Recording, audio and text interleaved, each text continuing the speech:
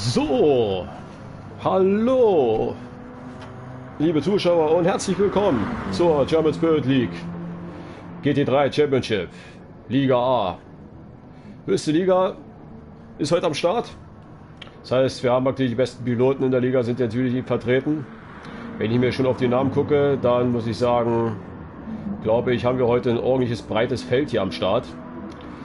Ja, mal gucken, was die Jungs heute zeigen werden. Liga B hat schon vorgelegt. Einen schönen Kampf geliefert da vorne an der Spitze. Mal gucken, ob das die Liga A heute noch toppen kann. Ich schätze, wir haben jedenfalls 60 Minuten vor uns. Gegenüber noch der Liga B. Liga B verführt eine Renndauer von 40 Minuten. Liga A natürlich, klar, 20 Minuten mehr. Das heißt, wir haben hier eine Renndistanz von 60 Minuten und Qualifying natürlich 10 Minuten. Gehen wir natürlich mal auf die Fahrer ein. Ich sehe schon wieder einige Piloten und Fahrer, die kenne ich. Gucken, ob die Technik auch mitspielt. Kowalski, grüß dich, guten Abend. Schauen wir mal natürlich, wer hier alles am Start ist. So, da haben wir natürlich einmal Mystic Sarex natürlich, klar, den aktuellen Meister der GT3 Championship Liga A. Diesmal allerdings in seiner Angry Alice unterwegs, in seinem Citroën GT3. Dann haben wir, Silent Gamer, einen sehr altgewandten Fahrer, schon einige Season in der GSL vertreten, natürlich wieder, wie soll es anders sein, in seinem Mercedes-Benz AMG GT3 unterwegs.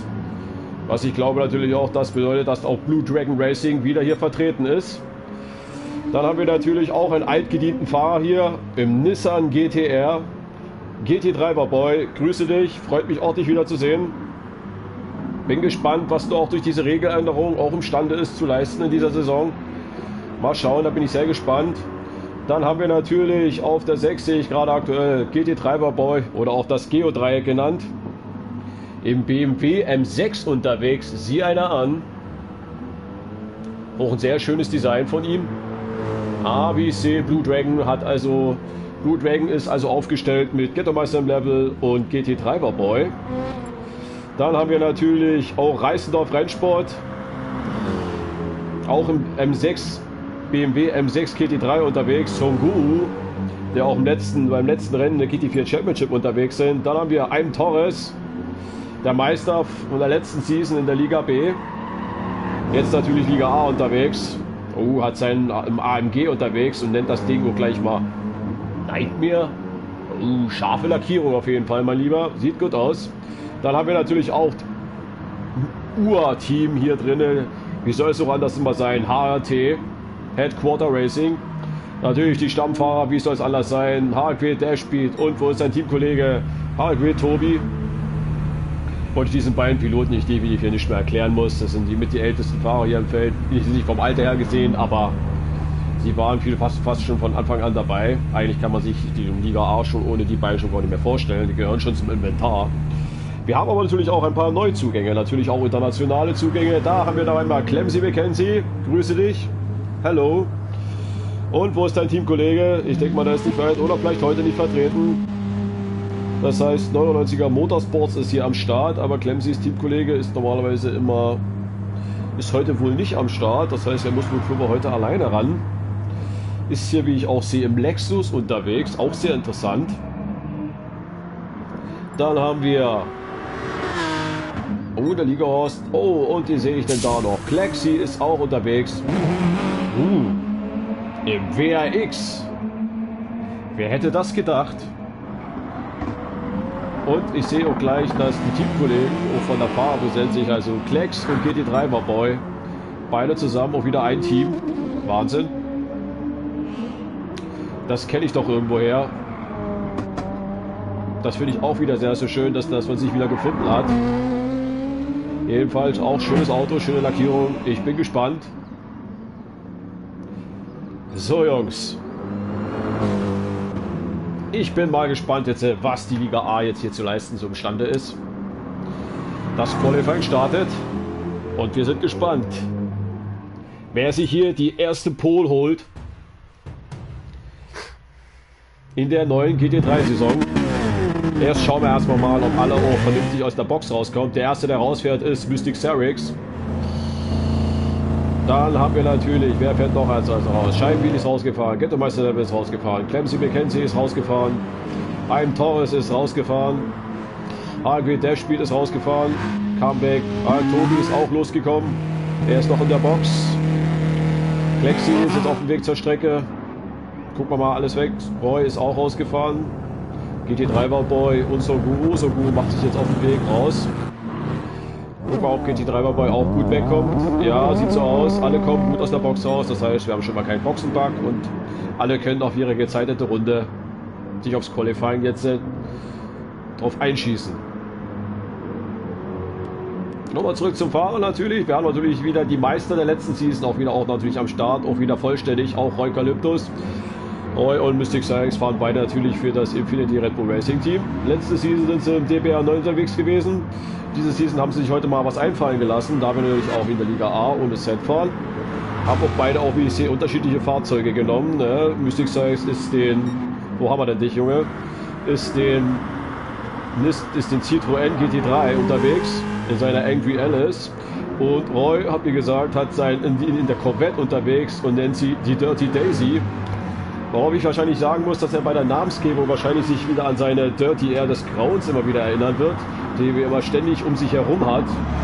Ich schätze mal, das wird sein größter Feind werden. Worauf ich natürlich auch gespannt sein bin, wie sich das heute hier auch alles in der Leistung heute auch darstellt.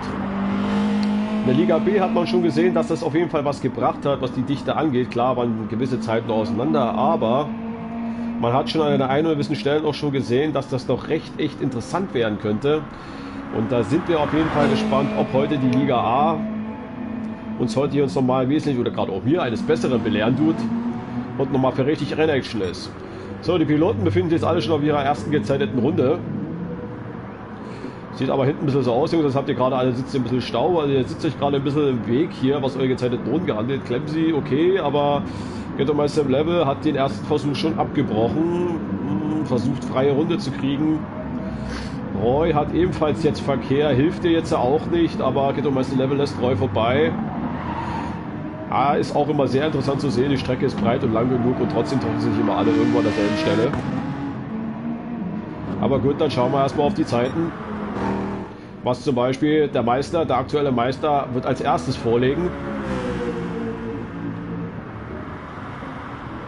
Mystic Sykes im Citroën Racecar GR3. Schon mal erste gute Zwischenzeiten. Gucken wir mal, ob es einen Zeitgeber ist. Nicht weit weg. Scheibenwilli dahinter. Sieht auch nicht so schlecht aus. Da sind wir auf jeden Fall gespannt. Ich habe da so meinen eigentlichen Favoriten, wenn ich mich nicht ganz täusche. Aber man weiß ja hier nie.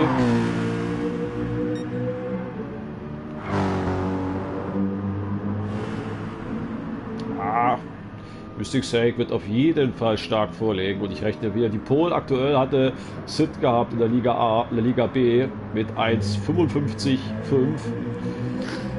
Ich schätze mal, dass die Liga A das toppen wird. Aber mal gucken, Mystic Sykes ist jetzt der Erste, der eine Zeit setzen wird. Und das gibt eine Zeit von 1,54,4. Wahnsinn. Starke Runde. Sidegear kommt da nicht ganz ran. Dann haben wir Scheibenwilli. Scheibenwilli setzt sich stark natürlich auf die 2. Aber von wegen Clemsy McKenzie im Lexus hat sogar noch ein bisschen Windschatten profitiert von einem Torres. Hat sich jetzt auf die 1 geschoben. Der spielt aktuell auf der 7. HLG Tobi auf der 8. Klecks auf der 6. Jetzt kommt Son Guru.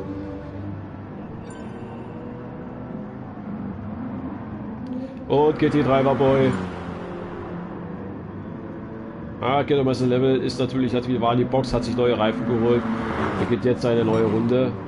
Schauen wir mal, ob Mystic Sykes kontern kann.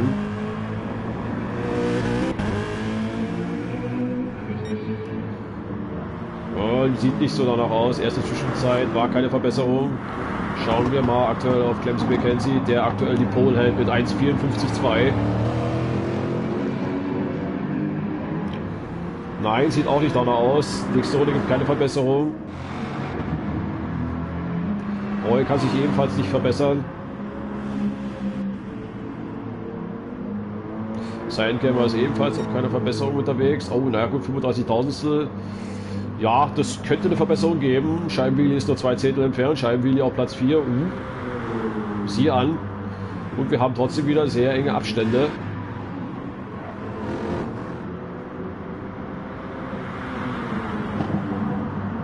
Oh, das ist stark, muss ich sagen, von Clemson McKenzie. Unglaublich. Im Lexus. Aber hat die Runde abgebrochen. Sidegamer hat sich nochmal verbessert. Hat Scheibenwili jetzt von Position 4 verdrängt, hat sich jetzt auf die 4 vorgeschoben. Kann sich noch einer verbessern? Ist noch einer auf einer schnellen Runde?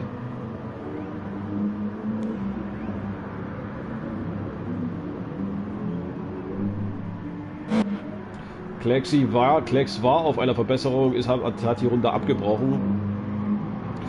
Torres ist draußen geblieben. Der spielt jetzt an die Box. Songu hat sich nochmal verbessert. Hat sich jetzt auf die 9 vorgearbeitet. GT Driver Boy sich auch nochmal verbessert. Aber ich sehe auch, hier haben schon einige Piloten noch unterschiedliche Reifensätze Reifen genommen, wie ich sehe. Tobi mit die Weichen unterwegs. Aha. Kettermeister ist super soft. GT Driver Boy super soft. Dasselbe gilt für Songu. Der spielt also Headquarter, beide auf derselben Reifenstrategie unterwegs.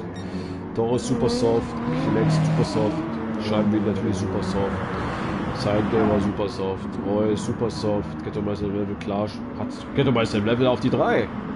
Oh, ist mir irgendwie gerade vorbei. Oh, stark. Im BMW.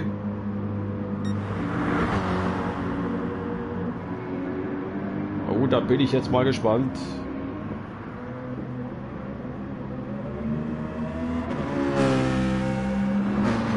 Und Mystic Cyrex macht es wieder sehr knapp, mein lieber Freund. 2 Minuten 20 plus Box. Das wird nicht aufgehen, mein Lieber, glaub ich. Ich glaube, da hast du dich verschätzt, mein Lieber.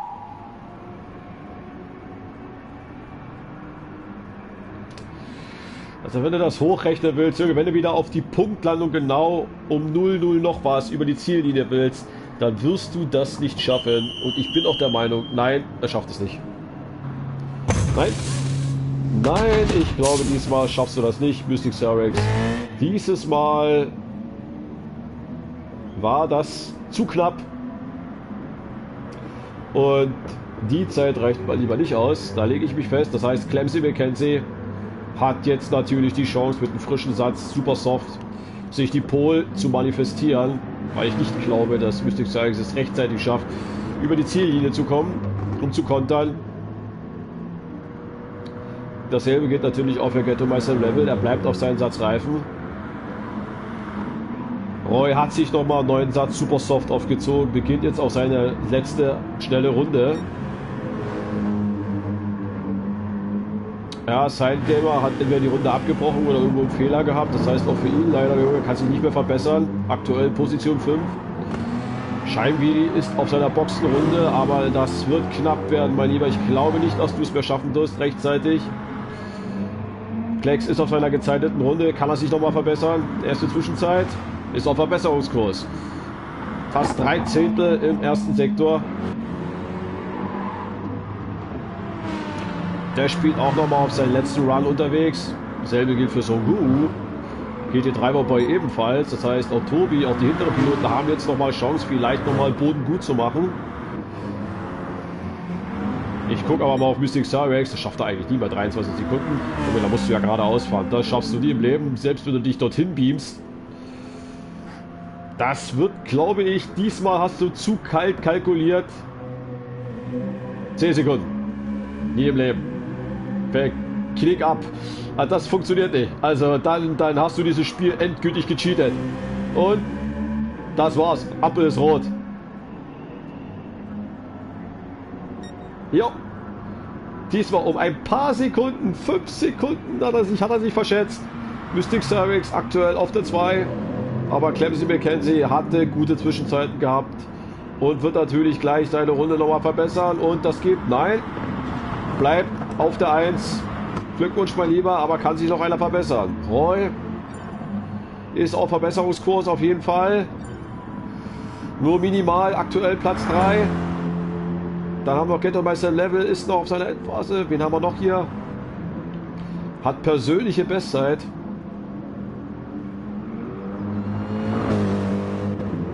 Komm, Ghetto-Meister Level, komm, Geo. Gib alles. Kitzel noch irgendwas raus. Oh, das sah gut aus.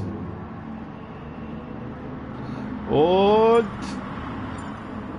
auf der 4, ganz knapp vor Roy. Und damit ist das Qualifying auch der Liga A beendet.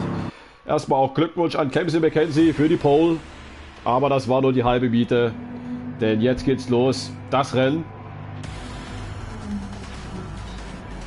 Und da sind wir jetzt absolut gespannt auf den Start. Denn das wird jetzt interessant werden. Denn ich habe so meinen Verdacht, dass sich wahrscheinlich Clemson McKenzie da vorne nicht lange auf der 1 halten wird. Aber schauen wir mal. Wir haben jetzt eine Stunde Rennaction vor uns, liebe Zuschauer. Und hoffen mal, dass wir jetzt ein echt gespanntes Glas Rennen gehen. Die roten Ampeln gehen an. Und aus, der Start ist freigegeben. Super Start natürlich von Mystic Strike. Schiebt sich gleich auf Position 1. Dahinter Clemson McKenzie. Schauen wir, was hinter dem Feld. Alles soweit. Natürlich hoffentlich erstmal die erste Kurve ohne Unfall. Ja, das machen sie brav. Die erste Kurve schon mal ohne Unfall. Außer da hinten, da wurde es ein bisschen enge. Aber nein, soweit alle gut durchgekommen. Aber da hören wir es schon. Roy hat ein bisschen verloren. Ist natürlich jetzt auf die 7. Muss sich jetzt wehren gegen HNW, der spielt. Oh, Torres. Wird mal kurz an Klecks kurz angeklopft. Aber der hat das bravourös gemeistert. Ghetto-Meister Level hat natürlich seine Position noch ein bisschen zum Sidegamer. Oh, Blue Dragon auf 3 und 2. Und was ist los? Clemson McKenzie hat einen Fehler gehabt. Na nu. Was war da los? Schauen wir mal. Ach, er hat eine Zeitstrafe gehabt. Okay. Alles klar. Ja. Das erklärt natürlich dann, warum er sich dann... Warum er dann natürlich die Position hergeben musste.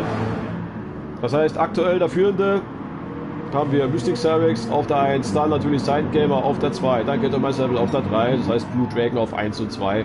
Schon mal bis jetzt starkes Ergebnis, was das Team angeht. Dann natürlich auf der 4 Clemson McKenzie, hat natürlich am Start eingebüßt, auf der 5 Klecks, auf der 6 ein Torres, auf der 7 HNW, der spielt, aber der spielt ist gerade im Angriff gegen einen Torres und Roy ist gleich dahinter und mischt sich dort mit in den Kampf ein. Tobi ist auch nicht weit entfernt. Wir haben hier gleich einen Vierkampf. Scheinwili wird sich, denke ich mal, auch hier gleich einschalten. Son Goku ebenfalls. Dasselbe gilt für GT3 Boy. Ich hoffe nicht, dass die Jungs hier einen 8-Kampf macht. Denn dann weiß ich nicht mehr, wohin ich hier schalten soll. Oh, Clemson McKenzie greift an. Ah! Oh, Clemson McKenzie aber spät auf der Bremse. Aber das hat Silent Gamer nochmal irgendwie gekontert. Aber was macht Ghetto-Meister Level? Außen, jetzt versucht natürlich Clemson McKenzie innen reinzustechen. Und Klecks ist auch da und da war die Tür offen. Ja, und da kannst du eben nichts mehr machen. Da war die Tür offen für Klecks und hat sich jetzt eben Position 4 geholt. Aber dieser Zweikampf hat natürlich auch wieder Torres auch wieder rangeschoben. Jetzt haben wir wieder einen Vierkampf hier um die Position. Dahinter geht das aber munter weiter. Roy muss sich wehren natürlich gegen den ersten Pilot von HNW, der spielt. Oh je. Wohin sollst du hier schauen? Oh, Ghetto-Meister Level mit einem späten Move gegen einen Torres und holt sich Position 5 zurück. Ja, da wird natürlich einen dicken Hals haben. Hat er Position 3 gehabt, war gut auf dem Weg. Die will er sich jetzt wieder zurückholen, kam auch gut raus. Bisschen zeigt sie schon.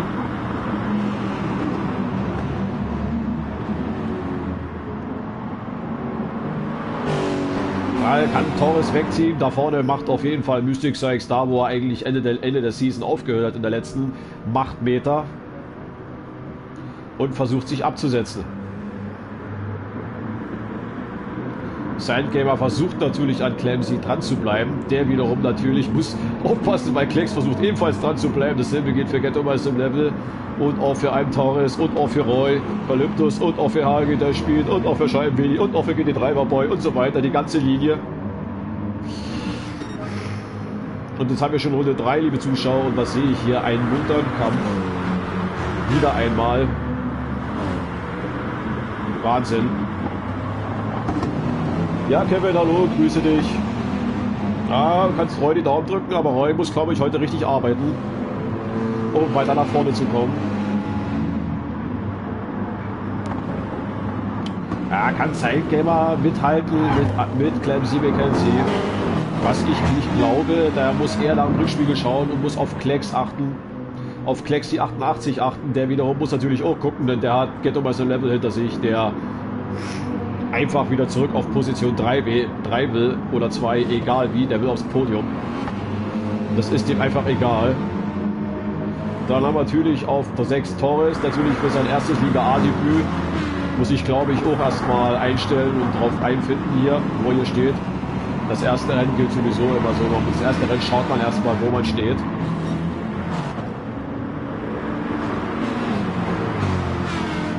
Roy ist im Fight-Modus unterwegs, der spricht schon zu seiner Dirty Daisy. Gib Gas, Junge, gib Gas, Auto, gib alles. Oh, klasse Move, will außenrum versuchen, Torres zu überholen. Aber will Torres jetzt dagegen halten. Da kam es ein bisschen zum Lackaustausch zwischen die beiden. Da geht der Spiel, will das nutzen. Aber Roy konnte sich behaupten, aber muss jetzt aufpassen. Hat natürlich jetzt den Torres richtig dicht dran hinten. Aber Torres hat die Strafe gehabt, musste die absetzen. Und dadurch natürlich, der spielt jetzt auf Position 7. Und ist jetzt ganz nah dran an Roy. Wird er den Angriff wagen, aber Roy, glaube ich, hat Windschatten durch den BMW vor sich. Und der wiederum ist natürlich ganz nah dran. Oh, jetzt bin ich gespannt, ob Ghetto-Meister im Level. Ja, der schert aus. Aber da hat der BMW, glaube ich, ein bisschen besseren Topspeed als der Subaru. Aber dafür ist der Subaru wieder brutal auf der Bremse. Und Klecks kann sich behaupten auf Position 4. Aber jetzt muss Ghetto-Meister Level aufpassen. Die Tür ist offen. Und da ist die Möglichkeit für Roy reinzustechen. Ja, das macht natürlich Roy auch. Roy sagt Danke. Und damit hat sich natürlich jetzt Ghetto-Meister Level wieder auf Position 6 wieder zurückgebeamt. Natürlich muss jetzt unsere anderen Piloten hier hin. Oh, hier hinten ist auch noch ein Zweikampf, wie ich sehe hier. Zwischen Son Goku und HG Tobi und GT Driver Boy. Boah. Also wird sich GT Driver Boy definitiv auch freuen hier. Er hat Rennaction, kann kämpfen. Ist auch das, was ihr sehen soll, liebe Zuschauer. Aber ich muss wieder zurück zu dieser Gruppe hier. Zu dieser 1, 2, 3, 4, 5, 6 Kampfgruppe hier, die sich hier um die letzte Position bald bagt hier auf dem Podium. Angeführt natürlich von Sandgamer, der den ganzen Zug wieder hinter sich herziehen wird.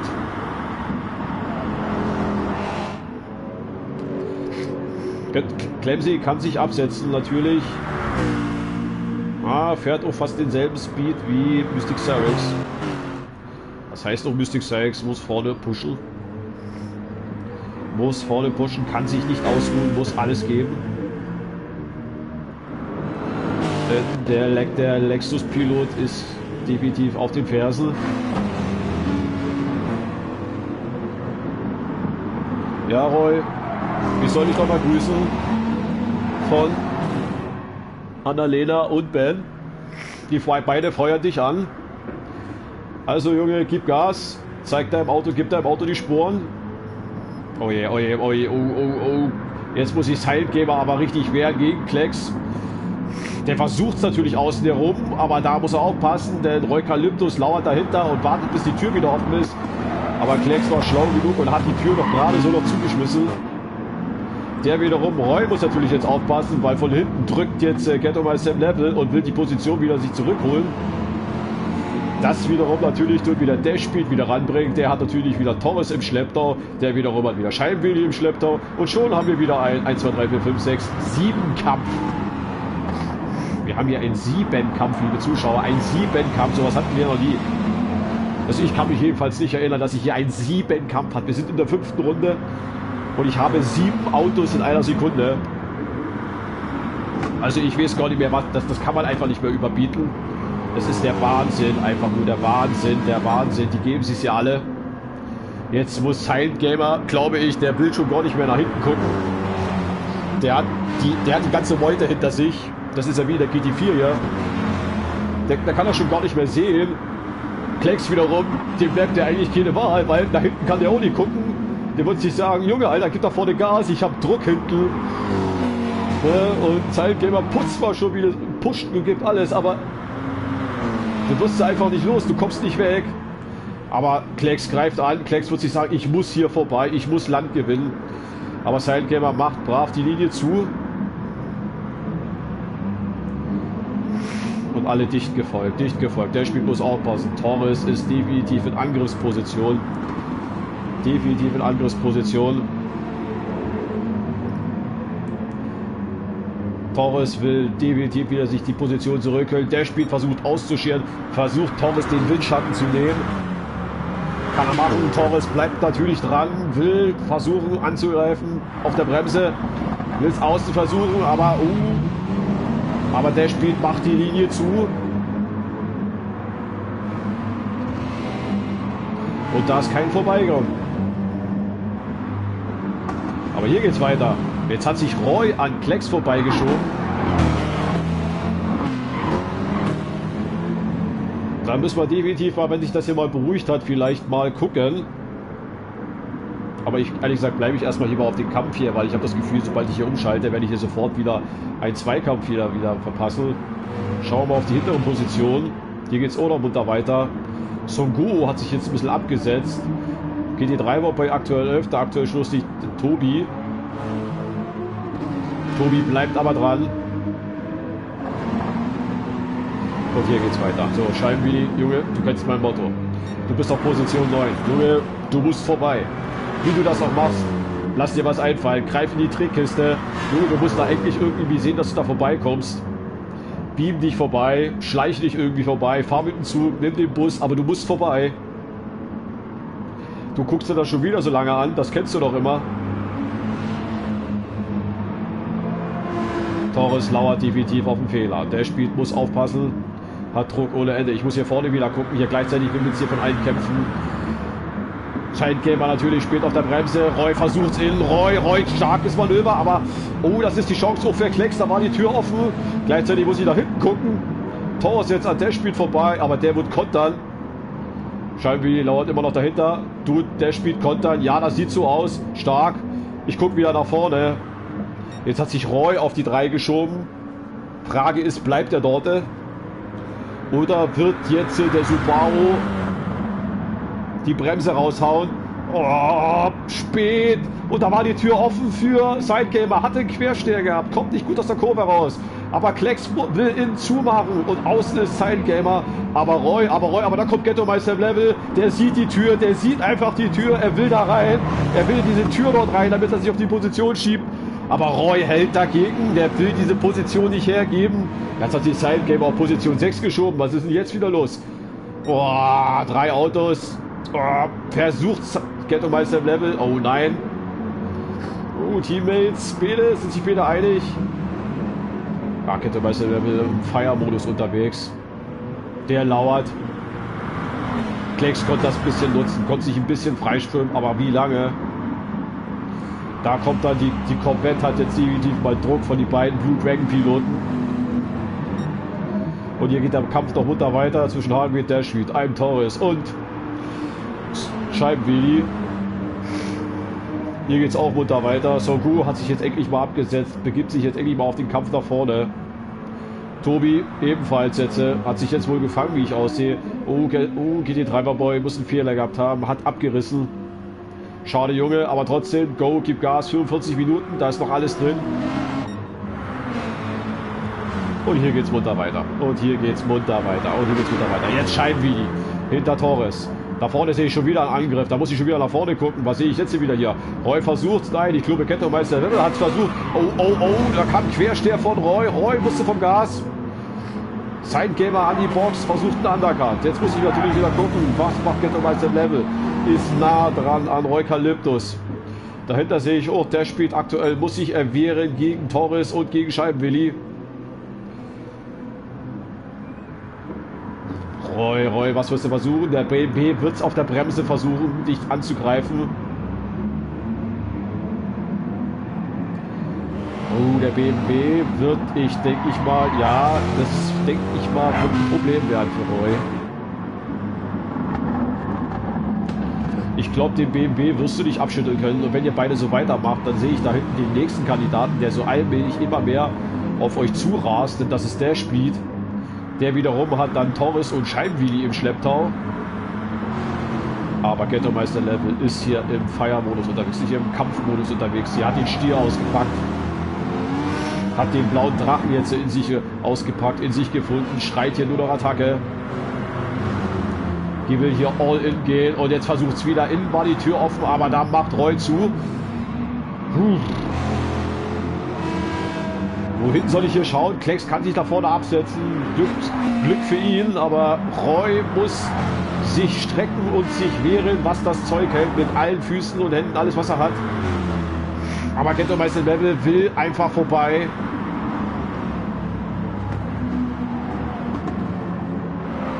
Der will hier mit Macht vorbei.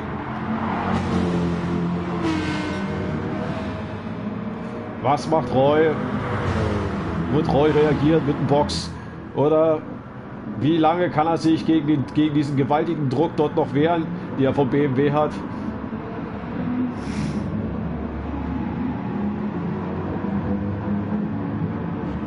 Beide bleiben draußen. Beide bleiben draußen. Scheibenwilli hat jetzt mal einen Torres überholt. Da muss ich doch gleich mal ein Replay machen. Nicht, dass das wieder ein Fehler war. Habe ich das Überholmanöver verpennt? Nein.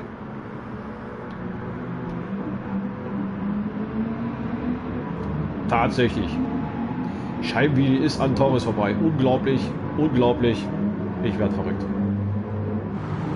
Ich werde verrückt, aber nicht lange, nicht lange, nicht lange.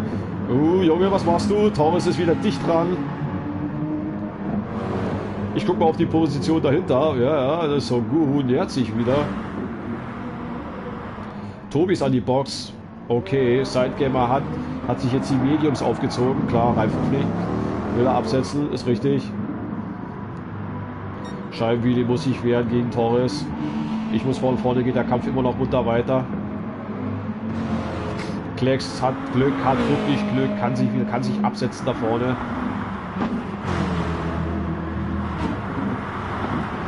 Roy ist mit Ghetto-Meister im Level beschäftigt. Ich glaube, Ghetto-Meister im Level kann schneller, aber wie lange kann sich Roy wehren?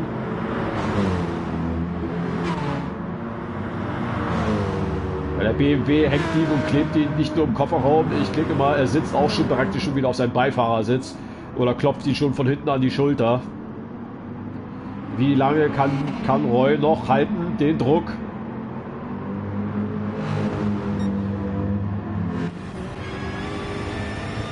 Gucken wir mal auf der Cockpit-Perspektive von Ghetto-Meister im Level.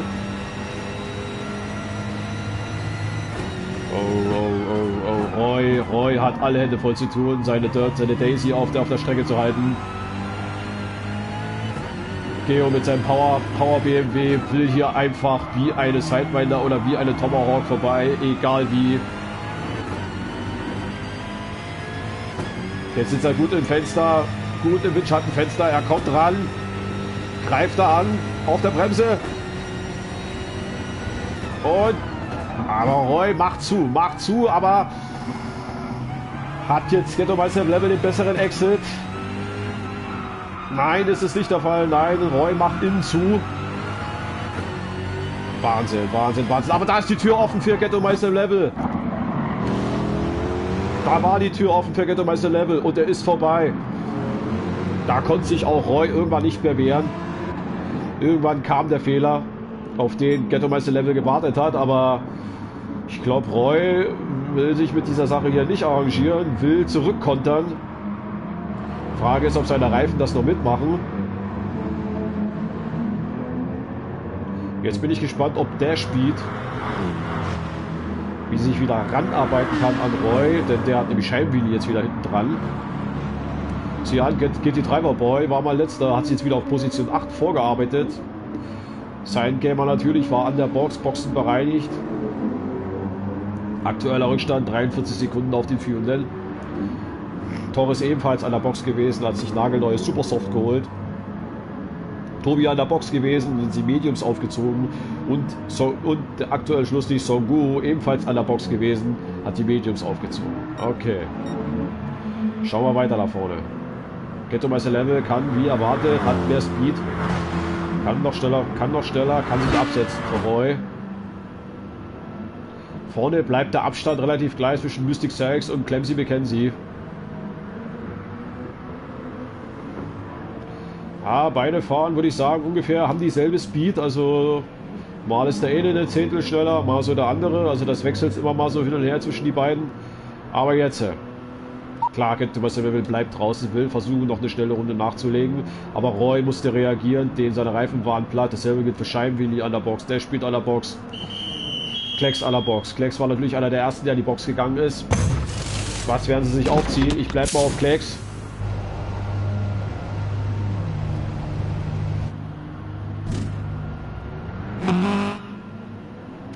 Klecks kommt raus, hat sich die Mediums aufgezogen.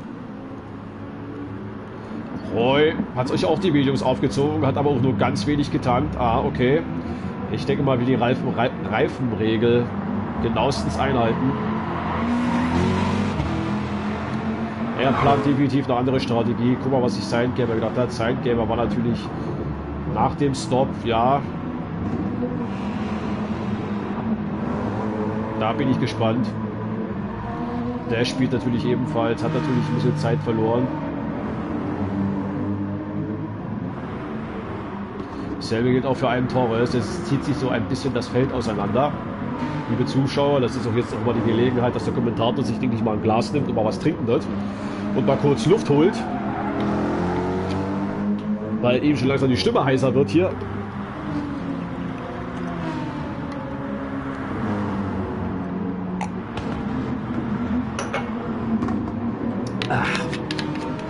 Das müsste auch was sein.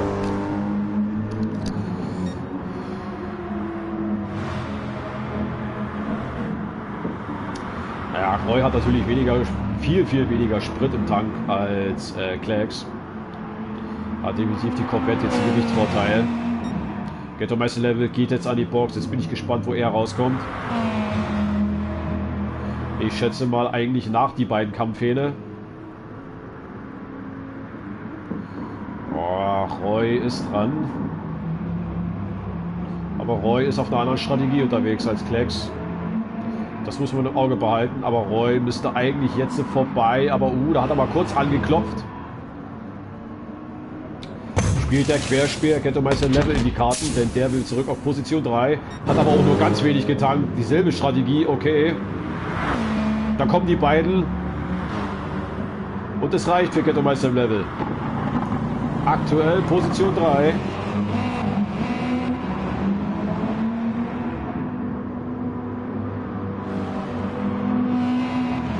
Aber wohin wird die Reise strategisch gehen? Denn Klecks ist einer, der hat wesentlich mehr Sprit an Bord. Was ich meines Erachtens gar nicht mal so verkehrt finde. Eukalyptus hat viel weniger Sprit an Bord genommen, für nur ein paar Runden Sprit. Dasselbe gilt für Ghetto-Meister Level. Ich schätze mal, Mystic Cervix und Clemsy McKenzie werden wirklich mal jetzt auch an die Box gehen. Denn auch ihre Reifenperformance lässt jetzt auch immer mehr nach.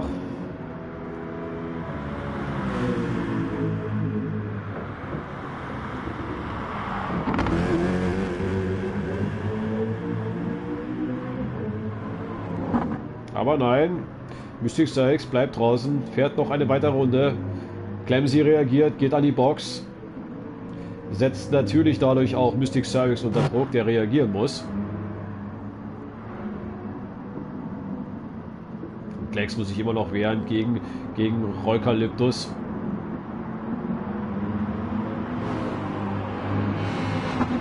Der wiederum natürlich Silent Gamer rückt jetzt allmählich näher. Der spielt, hat wieder seinen altbekannten Teil, hat wieder seinen Lieblingsgegner, was heißt Lieblingsgegner? Hat schon wieder denselben Gegner wieder, dass nicht wieder Torres und der spielt, die haben sich wieder heute hier im Rennen gefunden. Frage ist, wo ist Scheibenwilli? Wo ist Scheibenwilli? Scheibenwilli hat wesentlich mehr getankt, okay. Hat dadurch natürlich auch ein bisschen Plätze verloren.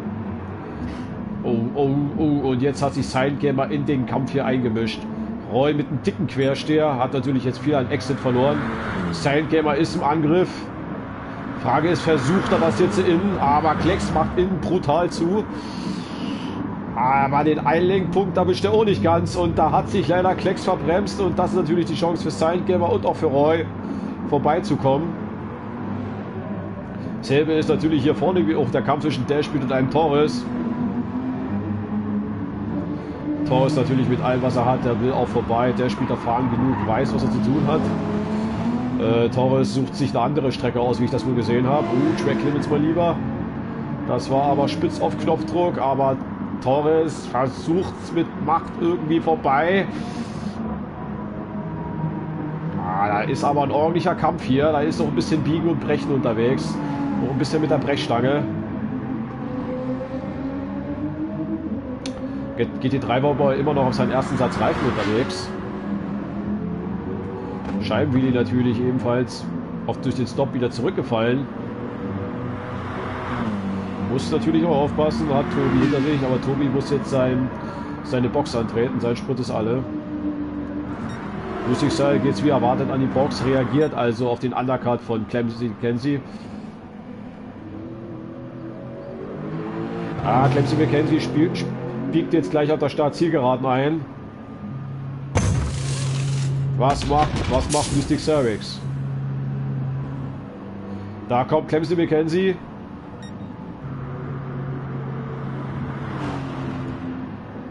Und ist, glaube ich, vorbei. Ja, ist vorbei.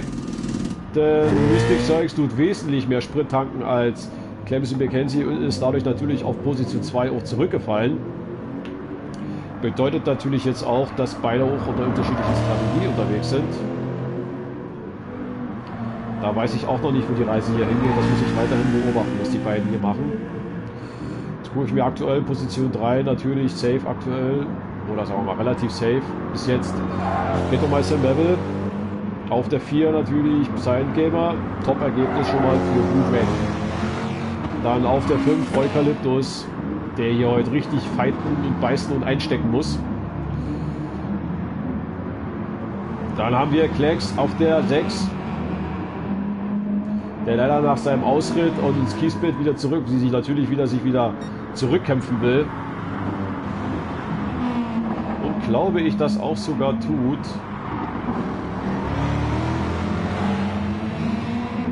Ich würde sagen, Klecks ist wieder in Richtung Roy und wieder Sidegamer unterwegs. Müssen wir wieder im Auge behalten. Da könnte wieder ein Dreikampf kommen. Sidegamer, ich glaube, da war die Tür leicht offen. Roy wusste das. Aber Roy, glaube ich, der weiß auch ganz genau, ich muss an Sidegamer vorbei, denn von hinten rückt immer mehr Klecksy, rückt ihn immer mehr auf die Pelle. Und Klecks gibt schon mal alles, was er hat. Also der haut rein, was geht. Der lässt sein Subaru aber mal so richtig fliegen. Voraussetzer hat sich eigentlich am Dashbeat vorbeigekämpft. Frage ist natürlich aber auch, wie lange. Frage, kann Dashbeat, der alte Fuchs, kann er kontern? Wird definitiv ein Akt werden. Aber da hat sehr guter Exit von Dashbeat, ist wieder dran an Torres. Ist sehr nah dran, ist sehr nah dran. Was macht Dashbeat? Da muss aber einem Torres einen Fehler gehabt haben. Und da ist er schon wieder vorbei. Das heißt, die beiden kämpfen munter weiter und Torres will hier gleich zum Konter ansetzen. Innen reinzuziehen, immer so eine Sache. Jetzt sind die Beine auf der Start- und Zielgeraden. Sidegamer reagiert, geht an die Box. Ja klar, gut, der hatte etwas weniger Sprit. Den Sprit war Richtung alle. Ich muss aber hier gucken, ob die beiden sind hier gleich auf. Boah, Brechstange, Lackaustausch. Nach dem Rennen muss mal definitiv eine Lackprobe von den Fahrzeugen genommen werden. Ich bin ja mal gespannt, welcher Lack bei welchem gelandet ist. Oder welches Stück Auto bei wem irgendwo gelandet ist. Weil so wie die hier alle da aneinander sich gerempelt haben, könnte das lustig werden ja am Ende des Rennens. Aber gut, Torres ist wieder vorbei. Der Spiel wird wieder kontern. Das wird das Spiel sein. Sidegamer ist an der Box, das heißt Roy hat freie Fahrt, aber Roy muss sich wehren gegen Klecks.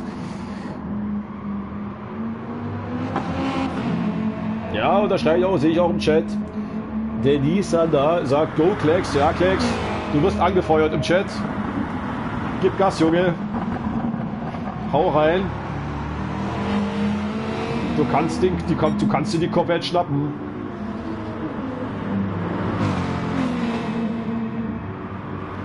Und Roy, denke ich mal, wird nach dem Rennen durchgeschwitzt sein. Er muss richtig arbeiten mit seiner Daisy.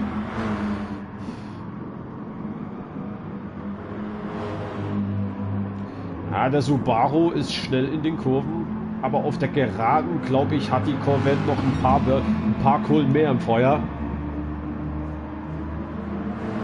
Muss aber allerdings vorne natürlich das Feld im Auge behalten. Kann sich Clemson, wir kennen sie natürlich von Mystic Sykes absetzen. Klar, für Mystic Sykes bedeutet das natürlich, er muss versuchen, den Abstand zu halten. Muss auch auf die Rundenzeiten achten, auch was Ghetto-Meister Level fährt. Okay, sein Sprit ist alle. Ist aktuell eigentlich auch gut unterwegs. Roy ist jetzt an die Box. Wird interessant. Und da hinten sehe ich schon wieder einen Zweikampf. Jetzt bin ich gespannt wieder. Torres gegen Dashbeat. Runde 16. Jetzt versucht Dashbeat von außen. Aber da schmeißt aber mal Torres einfach mal sowas von die Tür zu. Da denke ich mal, da wird dem ersten Piloten aber dann schon so allmählich mal so ein leichtes Zucken im linken oder im rechten Auge. Aber Dashbeat kontert hier einfach mal eiskalt. Und holt sich die Position wieder zurück. Wen könnte das hier in die Karten spielen? Ich glaube, Scheibenwili könnte das in die Karten spielen. Die beiden behaken sich. Da bin ich gespannt, ob Scheibenwili das sich zunutze machen kann. Silent Gamer war wieder, hat seinen zweiten Stop jetzt absolviert, hat sich die Weichen geholt. Wo ist GT Driver Boy? War an der Box ebenfalls natürlich. Jungs, Boxenausfahrt. Und Tobi natürlich mit super soft unterwegs. Voll getankt das Ding bis oben hin. Gelbe gilt für Songu, der ebenfalls an der Box war. Oh, jetzt mit die Weichen unterwegs. Da bin ich gespannt, wo die Reise hingeht. Hat aktuell natürlich einen Rückstand von 7,2 Sekunden auf Silent Gamer. Und hier haben wir das muntere Duell. Torres gegen Dashbeat. Jetzt bin ich gespannt. Torres ist nicht nah genug. Also das kann er nicht auf der Bremse schaffen. Ghetto-Meister Level jetzt an der Box, okay. Dashbeat geht jetzt an die Box. Interessant. Ja gut, okay.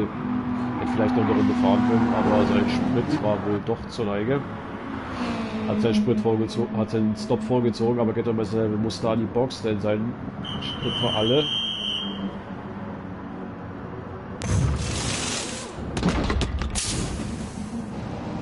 Da bin ich gespannt, was er tankt.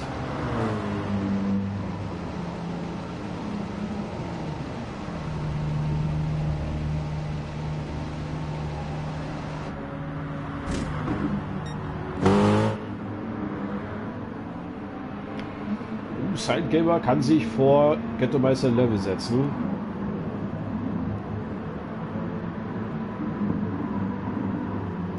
Und da kommt natürlich auch schon Roy.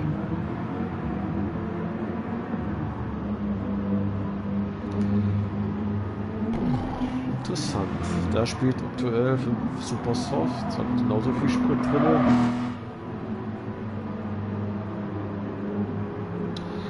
Ja, für die dahinter wird es schwer. Also ab Position 10, 11 und 12. Für die dahinterfahrenden wie GT Driver Boy, ja, wie Tobi und so wird es schwer noch nach vorne zu kommen, wenn nach vorne noch nichts passiert. Sieht das eher nach einer befestigten Position aus.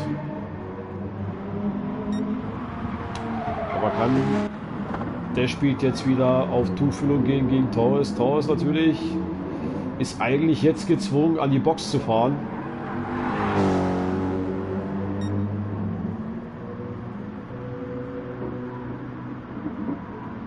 Klecks versucht sich jetzt natürlich von dem hier allen frei zu schwimmen. Klecks geht an die Box. Da bin ich gespannt, wo er rauskommt.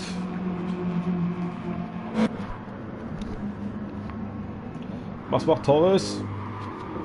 Was ist das? Sag mal, wo kommt denn der Poller her?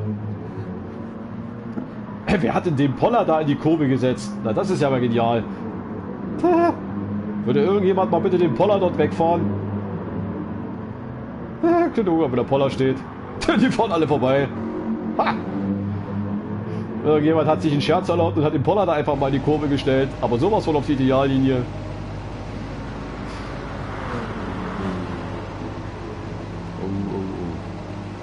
Und macht Klecks die Bude voll. Sieht fast so aus.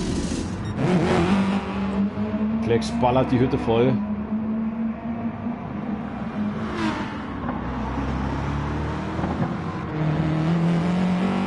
Und wo kommt er raus? Er kommt nach Roy raus. Rückstand auf der Speed 3,2 Sekunden. Ja, ich denke mal, Klecks kann das zu Roy zufahren. Der wiederum hat 5 Sekunden auf Ghetto-Meister im Level, was ich nicht glaube, dass er zurückfahren kann. Jetzt haben wir einen teaminternen Zweikampf hier zwischen Silent Gamer und Ghetto-Meister im Level, aber da ist die Frage natürlich, machen sie schon Teammates oder geben sie sich beiden Saures auf der Strecke? Kommt Jungs, Zweikampf. Zweikampf. Ja, das will ich sehen. Ich will einen Zweikampf sehen, Jungs, zwischen Blue Dragon. Silent Gamer will sich jetzt wehren, will seine Position behalten. Klar, der will die Chance aufs Podium irgendwie auch noch wahren. Es will natürlich auch Ghetto-Meister im Level, aber...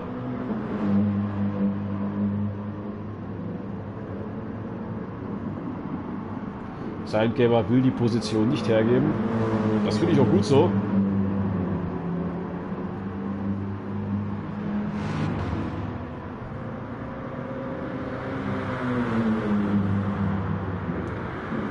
Das finde ich auch gut so. Oh, Torres ist jetzt an die Box gegangen.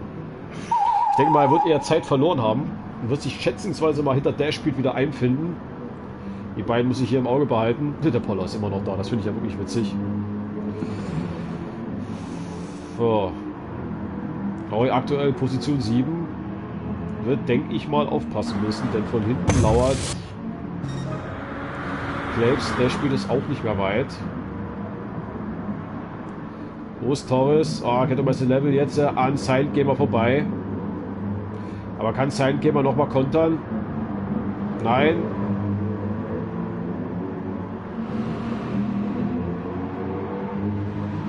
Aber aktuell auf 3 Scheibenwili. Gut, klar, man muss seinen Stop noch machen, weil der Sprit reicht nicht aus, um ins Ende zu fahren.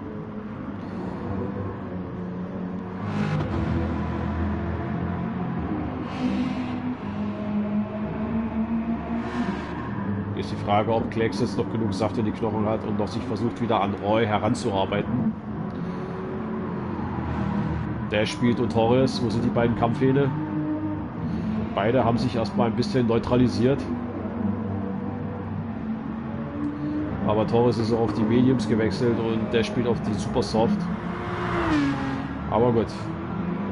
Gucken wir auf den Führenden. Clemsy McKenzie ist jetzt an die Box gegangen, das heißt Mystic Spherix wird jetzt die Führung wieder übernehmen.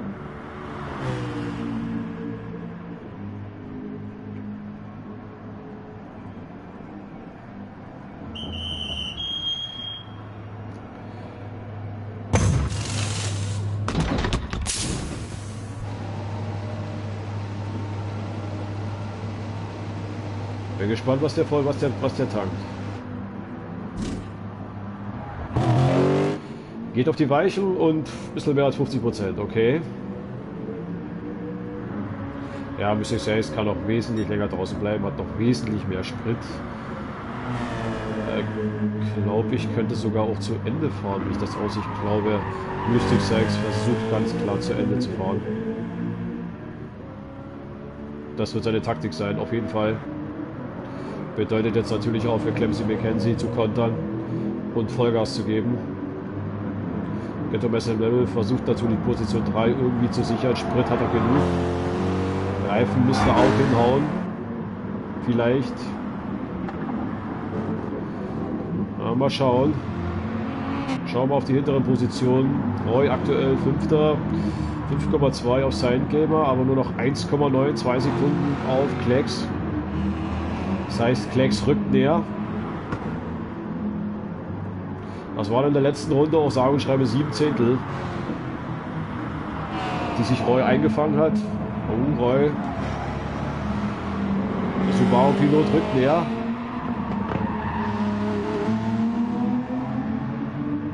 Und auch der Speed, würde ich sagen, rückt auch immer näher. Waren in der letzten Runde, mal gucken.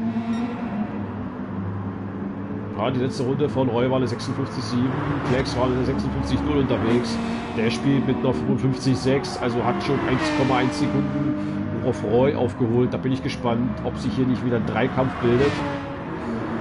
Torres natürlich über 54,4, ist aber 6,9 Sekunden von Dashbeat entfernt. Scheinwilli war in der Box gewesen, findet sie jetzt auf 9 wieder. Tobi muss ein bisschen in den Rückspiegel schauen, glaube ich bald, denn Kitty Driver Boy lässt sich da nicht so einfach abschütteln. Selbe geht für Songu.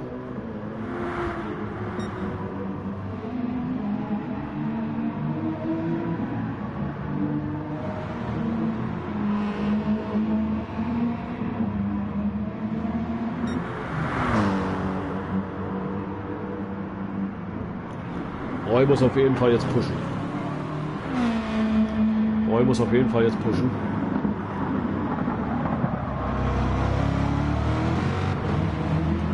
Roy muss pushen. Denn das wird schwierig werden.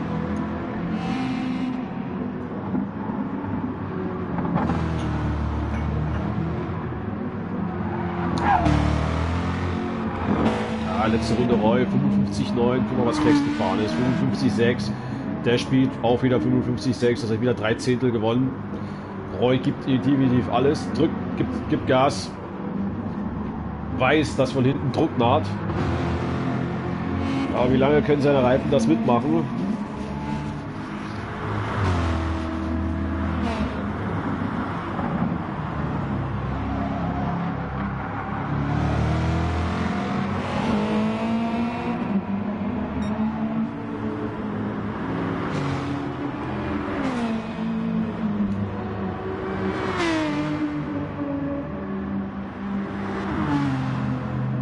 Der Speed kann die 3 Sekunden halten gegen Klecks.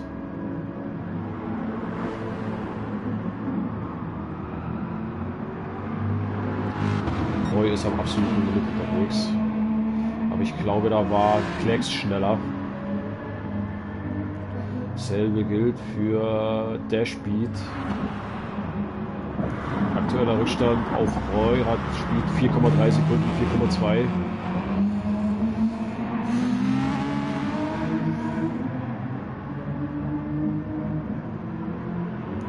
Gucken wir mal wieder auf die aktuelle Runde. 56,2 von Roy, 55,9 von Klecks und der spielt 55,8. Wieder fast 4 Zehntel geholt. Da müssen wir beobachten. Ja, Sidegamer muss Ghetto-Meister damit ziehen lassen, hat mehr Power. Allerdings natürlich muss ich auch die Rundenzeiten von Sidegamer beachten, denn Sid, Abend, grüß dich. Sidegamer 56,5. Und natürlich langsam auch nach hinten schauen müssen. Klar, Ghetto-Meister will vorne sehen, dass er wegkommt. Clemsy ist aktuell sicherer Zweiter aus meiner Sicht, wenn Mystic Sykes jetzt auch nicht mehr an die Box fährt. Ich glaube, Mystic Sykes bleibt keine andere Wahl, als draußen zu bleiben und zu Ende zu fahren. Mit den Mediums, die schon angeschlagen sind. Wir haben noch 17 Minuten. Und Clemsy McKenzie war ja an der Box, hat sich neue Weiche geholt. Aber Clemsy McKenzie ist aber auch schon auf der letzten Rille unterwegs. Da müssen wir beobachten.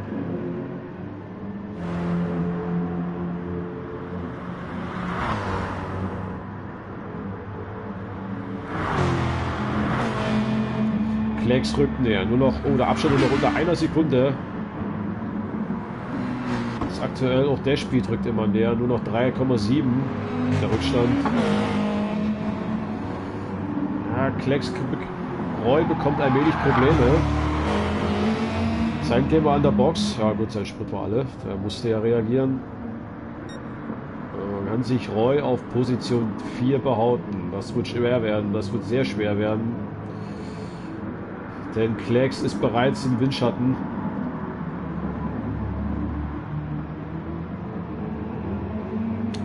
Aber der spielt seine Reifen bis Rennende. Ist mir definitiv was vorgenommen. Aber rück zu diesem Kampf hier. Ja, mal ein bisschen mit Klecks mitfahren. Der natürlich auch wieder Format füllt im Rückspiegel von Roy auftaucht.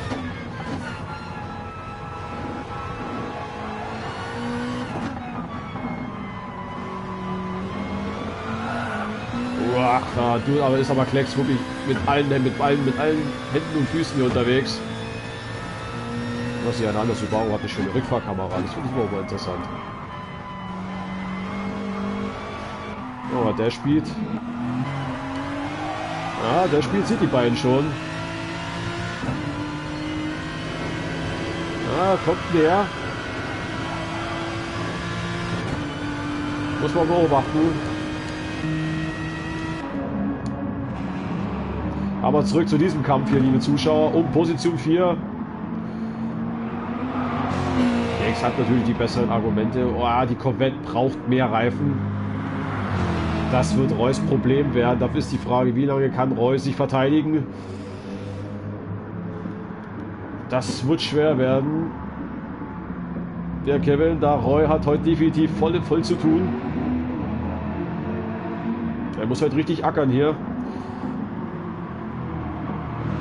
Und Klecks wartet, wartet ab, der sieht die Chance, der weiß, aber die Corvette ist auf der Geraden nicht schlecht. Auf der Geraden wird es schwierig werden, sich mit der Corvette anzulegen. Aber auf der Bremse hatte Subaru vielleicht das bessere Argument. Aber Roy kann das noch, kann sich noch behaupten da vorne. Aber wie ich es erwartet hatte, durch den Zweikampf rückt der Speed immer näher. In der letzten Runde waren es über eine Sekunde, die er gut gemacht hat, und hat aktuell nur noch einen Rückstand von 1,7.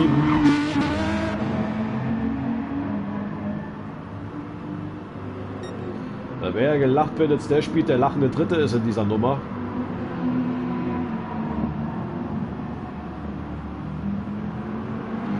Der Speed wird definitiv leer. Roy weiß genau, dass er sich eigentlich nur noch verteidigen muss. Nach vorne schauen braucht er nicht, hat er 9,2 Sekunden Rückstand auf Ghetto-Meister-Level, den er eh nicht kriegt. Das heißt, er wird mit allen Händen, was ihm zur Verfügung steht, versuchen, Platz 4 zu halten. Klecks weiß das und will das unbedingt auch haben, aber ich glaube, die beiden müssen sich so allmählich langsam mal um den Rückspiegel schauen, denn da tut bald ein Dritter sich mit einschalten. Und das ist der Speed. Schauen wir auf die hinteren Plätze. Torres muss sich jetzt mit Scheibenwili wieder herumschlagen. Scheibenwili aber mit Supersoft unterwegs. Also ich denke mal, Scheibenwili wird jetzt kurz einen Prozess machen mit Torres.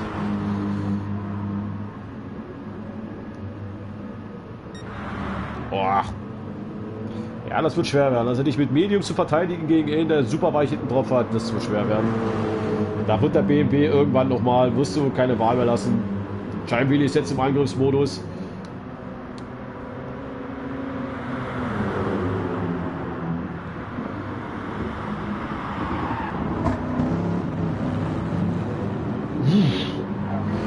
Willi, Alter, wo willst denn du da hin? Steht der Poller eigentlich immer noch? Ne, der Poller, den haben sie weggefahren. Und wie ich es gedacht hatte. Oh, der spielt, wo willst du hin, Junge? Ja, der spielt ist auch am Limit, seine Reifen gehen eigentlich auch immer mehr nach. Deshalb bin ich ja jetzt mal gespannt hier. Bisschen schwer werden. Jetzt muss ich sagen, Klecks hat die besten Karten von allen hier. Von den dreien hat er die besten Karten.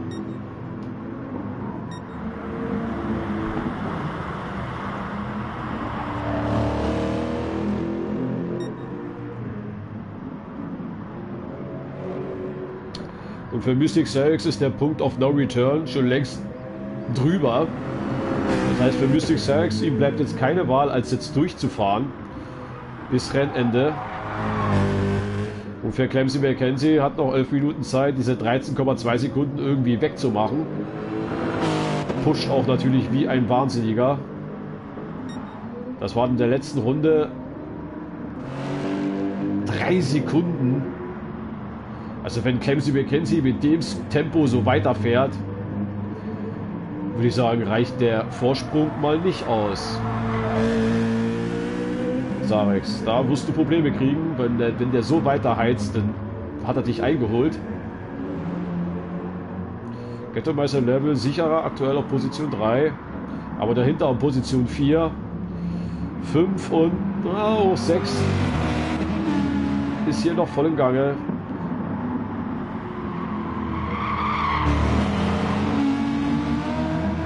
So, Klecks will es wieder probieren. Klecks will das wieder probieren. So, der Speed ist ebenfalls da, hat sich jetzt auch mit eingeschaltet im Windschatten. Kannst du dich irgendwann nicht mehr wehren?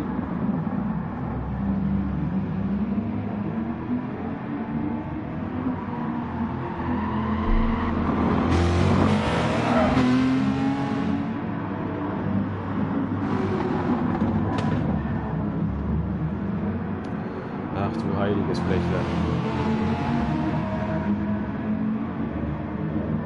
Was Heinkämer? Hier ist er.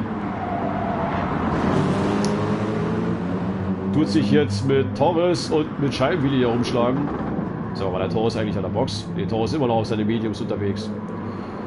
Torres hat, ja, Scheibenwilli, Heinkämer hat natürlich einen besseren Reifen drauf, ist klar. Aber Scheibenwilli, sag mal, warst du nicht an? Oh, Jungs, was habt ihr vor? Was habt ihr vor?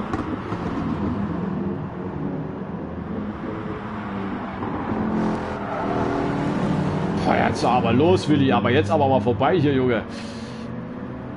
Komm vorbei jetzt.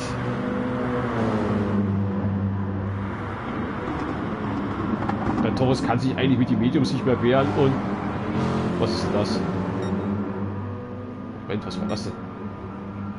Ghetto-Meister im Level, Alter, was ist passiert? Junge! Habe ich hier irgendwas verwechselt hier? Na nu, was war nun los?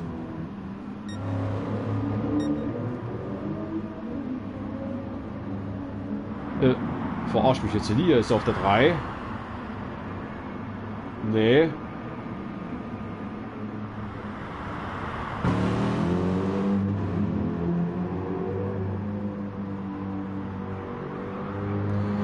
Oh.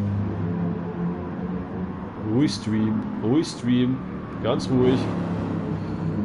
Also bei mir wird er noch auf Position 3 geführt. Aber irgendwie weiß ich nicht. Nicht, dass Ghetto-Meister irgendwie herumleckt. Oh, das sieht gar nicht gut aus.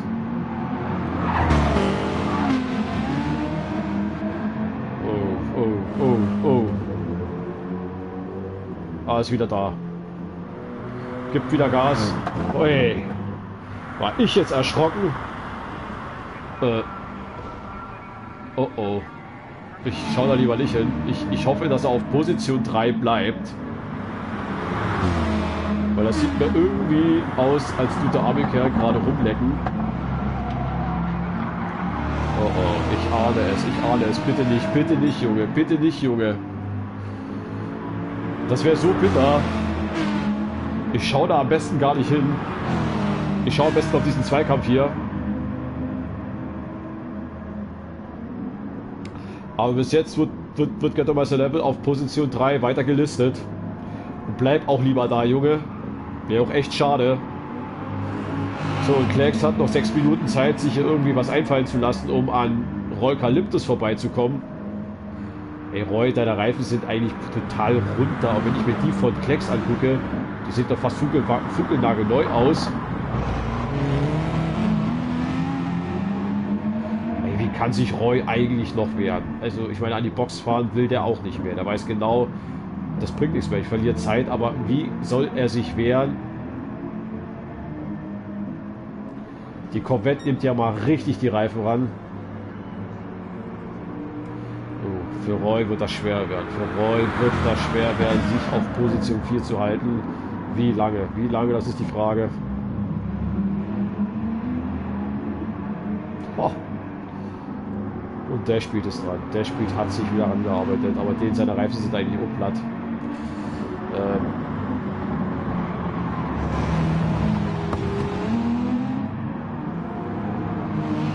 Ist die Frage, kann er sich wehren? Kann er sich wehren? Du Klecks. Klecks wird sich sagen, Junge, mach irgendwie Platz da vorne. Ich will jetzt vorbei. Klecks, aber jetzt der drückt von hinten gewaltig. Und den BMW sehe ich da vorne immer noch auf Position 3, also alles gut.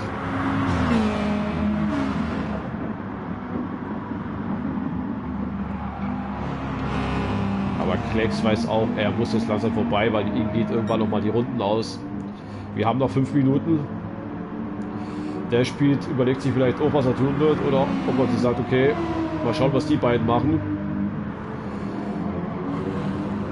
Sidegamer unterwegs, okay, auf Position 7, dann auf der 8, Scheibenwilli auf der 9, Time Torres auf der 10, Hagen Tobi und auf der 11 Songu und das aktuelle Schlusslicht geht die Treiber Boy. Mit dem Nissan GTR, das ist auch so ein Akt. Ein Drift nach dem anderen. Ja, Hut ab, Junge.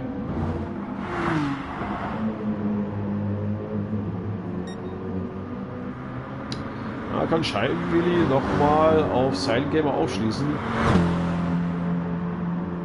Oh, und hier geht's weiter, und hier geht's weiter. Oh, Roy ist eigentlich, seine Reifen sind so durch, also, da ist eigentlich praktisch schon nichts mehr drauf. Und ich weiß nicht, wie er sich eigentlich noch verteidigen tut, weil er muss schlichtweg alles aus der Trickkiste rauspacken, aber jetzt kommt Klecks. Da kannst du dich nicht mehr wehren. Da kann Roy nicht mehr zum Move ansetzen. Da macht Klecks jetzt zu, aber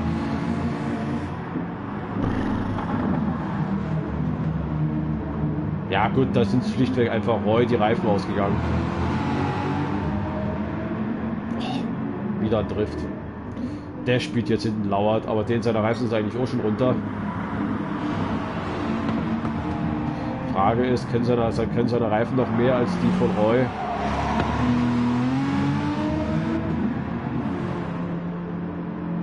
Klar, Klecks muss sich jetzt absetzen. Ich schau mal vorne, was man lieber Ghetto Master Level macht. Ist ja noch unterwegs. Gut, Junge.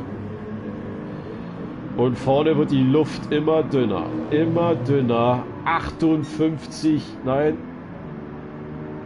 57,6 von Mystic Cerex. 55,9 von Clemson McKenzie. Das heißt, in der letzten Runde waren es 1,6 Sekunden. Also, wenn das gut geht, dann wird sich aber, ich denke mal, Clemson McKenzie in den Hosenboden ärgern. Aber auch dem, denke ich mal, werden es allmählich langsam mal seine Reifen nachlassen. Dasselbe gilt natürlich auch für Mystic Cerex, aber da hat er ganz schön hoch gepokert. Das könnte sich jetzt noch ausgehen. Ja gut, Clemson McKenzie, seine Reifen gehen jetzt auch immer mehr in die Knie. Das heißt, die Spitzenzeiten sind jetzt auch nicht mehr möglich aus seiner Sicht. Aber Mystic Cerex, denke ich mal, wird das irgendwie nach Hause schaukeln.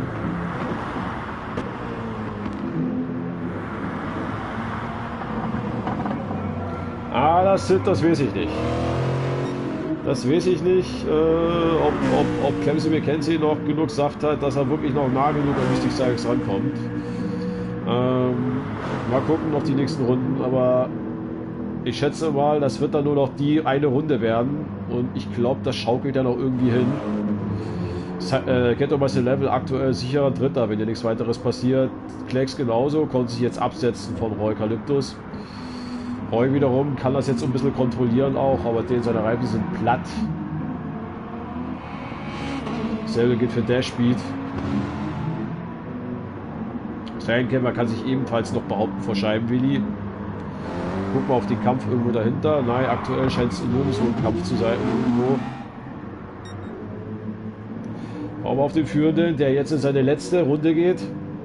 Die letzte Runde des Rennens. Und Clemson McKenzie ist rangekommen auf 2,3 Sekunden. Hui.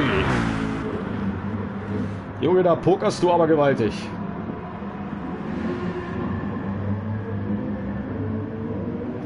Also da bin ich mal gespannt, wer von beiden Piloten am meisten durchgeschwitzt ist. Und nass. Ohne Ende. Boah. Ja, ich glaube, Mystic Sykes wird diese 2 Runden opfern. Diese 2 Sekunden wird er jetzt opfern.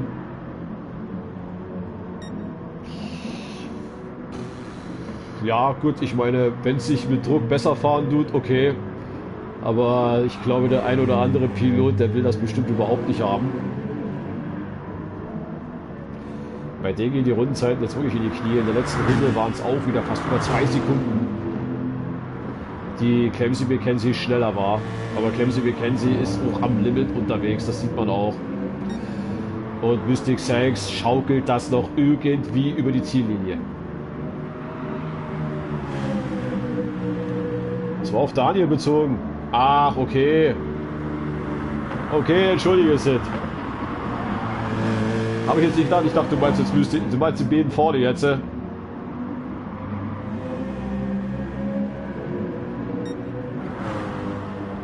Das habe ich jetzt natürlich missverstanden, Junge. Schreib's bitte mal rein, das nächste Mal dafür nicht Bescheid. Und Mystic Sykes schaukelt das noch irgendwie. Unglaublich, unglaublich. Oh, fahrisch, sehr starke Leistung, muss man wirklich anerkennen. Ne? Hut ab, mein Lieber. Beide spielen jetzt auf die Start- und Ziellinie ein und der Abstand ist ganz knapp geworden, unter einer Sekunde. Und oh, aber nein, es reicht nicht. Glückwunsch an Mystic Sykes für ein echt starkes Rennen, mein Lieber. Glückwunsch zum Sieg. Und auch natürlich an Clemson McKenzie natürlich für eine echt starke Aufholjagd. Am Ende sind es nur ungefähr 4 Zehntel geworden zwischen die beiden. Unglaublich. Und natürlich auch für Ghetto Meister Level Podium und das gleich im ersten Rennen. Ich denke mal, da wird er wirklich zufrieden sein. Tolle Zweikämpfe gehabt, mein Lieber. Glückwunsch, mein Lieber. Platz 3 für dich. Klasse, klasse. Top. Und dann biegt auch noch Klecks ein. Position 4, so wie es aussieht für ihn. Boah, aber nochmal einen richtigen Drift abgezogen. Glückwunsch, mein Lieber. Position 4, starkes Rennen. Oran Roy, stark gekämpft. 5. Alles gegeben, was geht. Der spielt mal lieber. 6. auch gutes Rennen gezeigt. Wie auch alle anderen Fahrer. Tolle Rennaction von euch, das ist das Wichtigste. Silent Gamer, auch gutes Rennen. Scheibenwilli, Junge, beim nächsten Mal vorbei. Und auch natürlich an den Kampffahrern Torres. Auch trotzdem nochmal, mein Lieber. Zwar Platz 9, aber trotzdem gutes, tolle Rennaction gezeigt. Auch für die anderen Piloten, an Tobi, an Sonko und auch an Ghetto Meister Level und an GT Driver Boy. Aber dennoch, Glückwunsch, herzlichen Glückwunsch, mein Lieber, zum Sieg.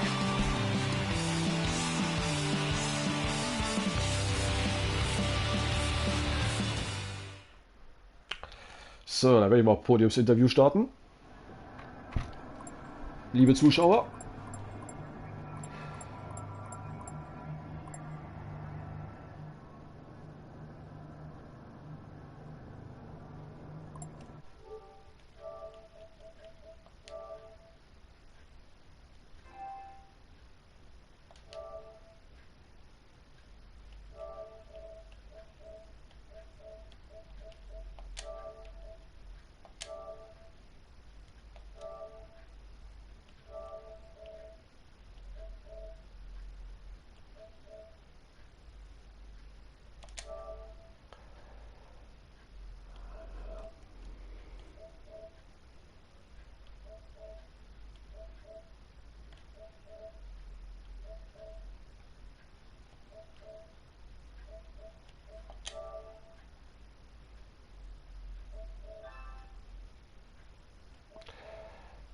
Hey Markus. Ich muss mal kurz gucken, ob ich den hier habe. Clemsy McKenzie. Ich glaube, ich habe den, aber. Warte mal, der hatte sich angeschaltet. GT3 Boy. Ah, hier ist er. Gut. Also machst du das Interview für Clemsy, ich die beiden anderen. Das wäre echt nett von dir. Also Cervix hat gewonnen vor Clemsy und Gettermeister Level ist Dritter.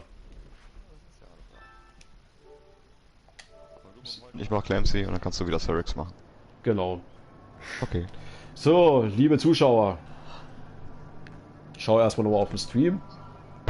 So, liebe Zuschauer, jetzt kommen wir zum Podiumsinterview der German Spirit League zum ersten Rennen der neuen Saison.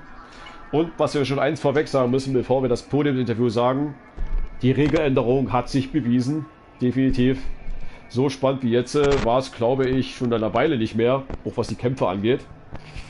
Aber wollen wir mal auch die Piloten zum Wort kommen lassen. Und da fangen wir mal an mit dem Drittplatzierten, wo ich mich natürlich auch sehr freue, an Ghetto-Meister Level. Glückwunsch mal lieber, Podium, gleich im ersten Rennen der neuen Saison. Ja. Junge, wie fühlst du dich? Ja, mehr als gut. Taktik war super, obwohl sie spontan entstanden ist mal wieder. Nicht nur deine. But first of all, congrats to Clemsy and Cerix. Nice racing and really good pace. Ja, was soll ich sagen? Es war auf jeden Fall ein geiles Rennen. Am Beginn auf jeden Fall die ersten 6 Runden da in diesem Fünfkampf, was wir da gehabt haben. Also das war wirklich krank. Und dann sind halt die Boxenstopps kommen und die Taktik hat bei mir mehr als gut funktioniert. Ich bin von den ganzen 2-3 Kämpfe ausblieben und konnte somit dann relativ gut vorausfahren und ja, dann ist es zum Glück ein Podium geworden. Nee, man muss wirklich sagen, am Anfang natürlich hatten wir hier, dachte ich mir, oh je, also hier jetzt Position 3, dann Position 4, dann Position 6 bei dir, dann wieder nach vorne, dann wieder nach hinten. Also habe ich gesagt, ich würde der wird sich hier sagen, ja, ich bin auf 100, ich würde sagen, wie war sein Ruhepuls, 180 oder noch mehr? Nee, aber es war ging, tatsächlich eher unten. oh. Ja, da müssen wir doch definitiv noch einiges nachlegen, dass dann wieder das Feuer wieder zurückkommt bei dir. Aber nee, trotzdem, auch an die Zuschauer, trotzdem Hut ab. War ein tolles Rennen von dir und tolle Rennaction und hast dich belohnt eben mit Platz 3. Klasse. Ja, Gut. danke. Dann kommen wir natürlich zum Zweitplatzierten und das übernimmt jetzt mal mein werter Kollege, der spielt. Yeah, I will. So this is not a problem. So Clemsy, so very good result for your first race in our League A category. So I think you're pretty good welcome here and as good as I expected you to be. So congratulations from my side. What do you have to say? Thank you. Well, first of all, congrats to Alex as well. I don't think he made a mistake all race, so very good pace. And yeah, I did not expect to be fighting for the win already. So that's a good surprise. The bad surprise is the bad first lap I had, which I think cost me the win in the end. But very, very fun race. I hope the rest of the season is like that. It will. Yeah, thank you for participating with this good result. So even if a teammate couldn't come too, but I think there were some good points, and I think Cerix was also sweating a bit. I think it wasn't as easy as he has used to be in the last seasons. Oder Cerix? Ich gehe direkt mal in die Überleitung. Was hast du dazu? Glückwunsch erstmal von mir. Gut Danke, gemacht. danke, and yeah, congratulations also to Clemsy. It was an incredible race. Well, die letzten 3 Runden war ich so am Zittern, das hatte ich schon lange nicht mehr. Das war so knapp dann noch schlussendlich. Ich weiß nicht, ob sich da die Einstop wirklich bezahlt gemacht hat. Als er dann reinging das letzte Mal, habe ich mir gedacht, okay, 20 Sekunden mehr, das kann ich ein bisschen entspannter fahren, aber das hätte ich mir nicht denken sollen und ja, das war abartig. Sehr schön, so muss das sein. That's Ja. how racing should be. Yeah, I agree. I agree with that. Nee, also auch von mir, great race, Clemsy. Thank you. Thanks, auf jeden Fall, top. Okay, liebe Zuschauer, jetzt kommen wir natürlich zum Sieger des heutigen Rennens, der, denke ich mal, nass und fertig sein wird, bis auf die Reifen, zu Mystic Cerix. Du hast ja schon gesagt, du warst am Zittern, mein Lieber. Wie ist dein Puls? Hast du mal gemessen? Also mindestens auf 180. Ach man. Ja, das war so ein intenses Rennen hatte ich schon lange nicht mehr. Das war mega. Wo ich mal sagen muss, dein Qualifying zum Beispiel, wolltest du ja wieder auf die Punktlandung genau machen mit der Zeit, aber Ja, hast dich das- doch leider Da habe ich mich verschätzt. verpokert. Da habe ich mich verpokert. Aber an sich war der Start war okay von dir. Klar, der Citroën, das war mir auch schon mal klar, geht vom Start besser weg. Ja, da konnte ich gerade ein bisschen eine Lücke auffahren, die brauche ich auch. Oder zumindest die habe ich am Schluss auch gebraucht. Ohne das, ja, da wäre es anders rausgekommen wahrscheinlich. Und dann Ja. habe ich schon gesehen, der letzte Stint, wo ich gesehen habe, Clemsy hat richtig Druck gemacht, hat voll Power Pace gehabt. 2 Sekunden, wo ich gesagt habe, der hat 3 Sekunden pro Runde aufgeholt. Na, hoffentlich geht das gut bei dir da vorne. Ja, das. Der Vorsprung Also zwei- ist noch nie so geschmolzen bei dir. Sowas habe ich noch nie gesehen. Ja, nee, die Reifen haben extrem nachgelassen. Ich dachte, dass sie nachlassen, aber ich hätte gedacht, dass sich danach das etwa relativisiert, dass sich seine auch nachlassen, da er die weicheren hat. Aber dass meine so abfallen, so abrupt und eigentlich noch in so einer guten Lebenszeit, da war ich überrascht. Aber Ja, ja. dennoch, diesmal hast du richtig, da hast du Glück gehabt und hast wohl richtig gerechnet, gerade so. Am Ende waren es 4 Zehntel zwischen euch beiden. Schwein gehabt. Ja. Dein Kollege musste heute wesentlich stärker noch schärfer noch arbeiten und war es abgekämpft. Aber kannst du dann später noch mal fragen. Nee, nichtsdestotrotz auch eine tolle Rennaction von dir auch gezeigt. Gute Pace, auch am Anfang wieder auch das Glück gehabt, sich wieder rauszuhalten. Und wie du gesagt hast, am Anfang des Rennens wichtig war, einen Vorsprung rauszufahren. Das sieht man auch wieder bei vielen anderen Rennen, liebe Zuschauer, dass es doch wichtig ist, auch klar die Pole und auch dementsprechend die Startaufstellung im Qualifying oder wie auch das Glück zu haben, sich aus allen rauszuhalten, was aber aus meiner Sicht natürlich als Kommentator ich immer widerspreche. Ich will Rennaction haben und auch die Zuschauer. Und das haben wir uns auch heute euch alle gezeigt. Wir hatten hier teilweise 7 und 8 Kämpfe im Mittelfeld gehabt, wo ich nicht mehr sagen konnte, wozu den soll ich jetzt schauen. Ich brauche mehrere Kameras. Nichtsdestotrotz, die Regeländerung hat sich aus meiner Sicht fürs erste Rennen auf jeden Fall hat sich gezeigt, hat sich bewiesen. Und wenn jetzt alle noch ein bisschen noch mehr eng aneinander rücken, dann wird das sehr, sehr heiß werden, auch für die Liga A und Liga B. Und ich werde mir definitiv eine neue Stimme zulegen.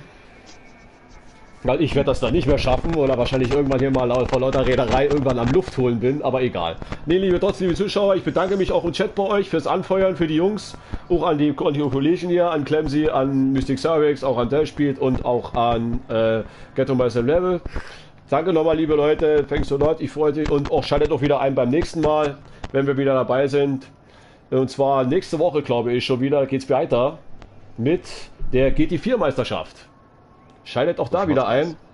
Ab 8 Uhr, ja, geht's wieder los.